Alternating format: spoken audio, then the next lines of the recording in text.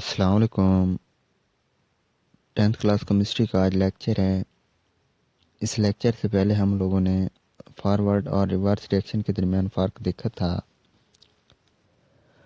आज जो हमारे पास लेक्चर है वो macroscopic properties of dynamic equilibrium की है। मतलब कि डायनामिक इक्विलिब्रियम की मैक्रोस्कोपिक खसूसियात हम लोगों ने देखनी है। एग्जामिनेशन पॉइंट ऑफ व्यू से देखा जाए तो ये वाला जो सवाल है इम्पोर्टेंट लॉन्ग क्वेश्चन है और अक्सर औकात ये आता रहता है। तो इस लॉन्ग को हम लोग अच्छे तरीके से समझने की कोशिश करेंगे ताकि हम आसानी से ये वाला सवाल अगर एग्ज़ाम के अंदर आ जाए तो उसको हल कर सकें।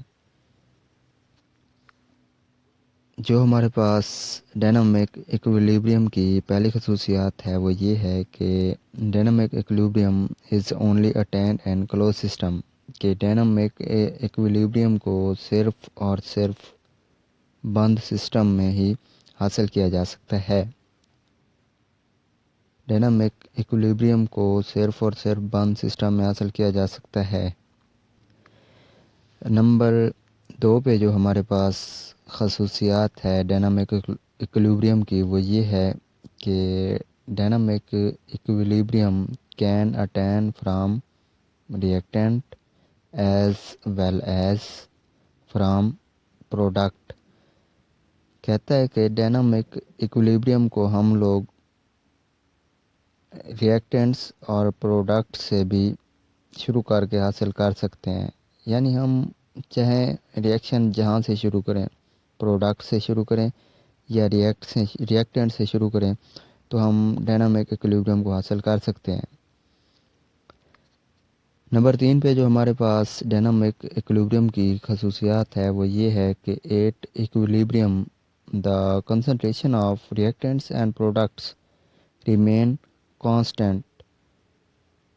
Physical properties for example colour density remain constant. कहता है कि इक्विलिब्रियम के अंदर जो हमारे पास प्रोडक्ट और रिएक्टेंट्स होते हैं उनकी कंसंट्रेशन मिकदार जो है वो एक जैसी रहती है, हत्ता कि उनकी तिबाई खसूसियात जैसा कि रंग और डेंसिटी वगैरह भी सेम रहती हैं, ये यकसा रहती हैं।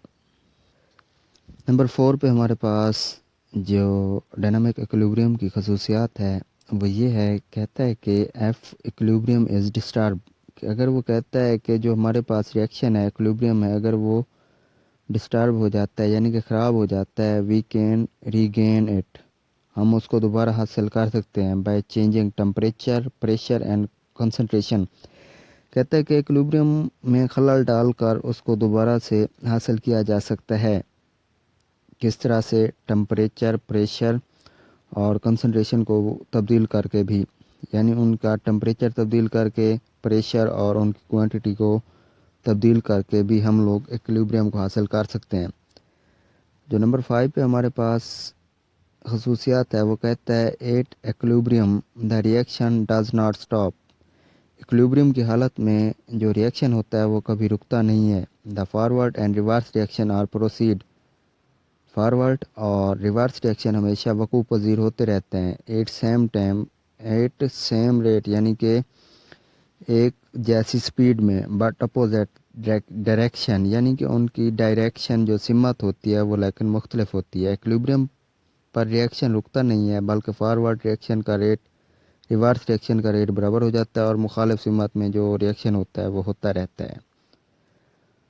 तो फ्रेंड्स, ये था कुछ डायनामिक इक्विलिब्रियम की खसूसियात थी जो मेरे हवाले से ये वाला जो टॉपिक था इंतहाई इम्पोर्टेंट है और अक्सर एग्ज़ाम के अंदर ये लॉन्ग सवाल के हवाले से पूछा गया है।